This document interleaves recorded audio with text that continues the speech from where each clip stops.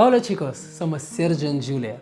¿Habéis estado alguna vez dentro de un refugio subterráneo? Si no es así y os gustaría visitar uno, uníos a la clase de inmersión este viernes.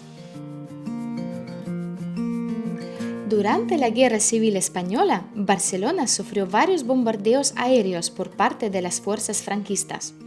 El objetivo principal de estos ataques era debilitar la economía y la moral de la población, y para ello se atacó a fábricas, infraestructuras y barrios residenciales. Como resultado, miles de personas murieron y se produjo un gran daño material. Este viernes vamos a visitar el refugio 307. Uno de los refugios antiaéreos construidos durante la Guerra Civil para proteger a la población de los bombardeos que sufrió Barcelona.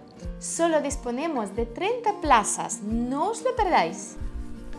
Entonces, los detalles de la clase de inmersión.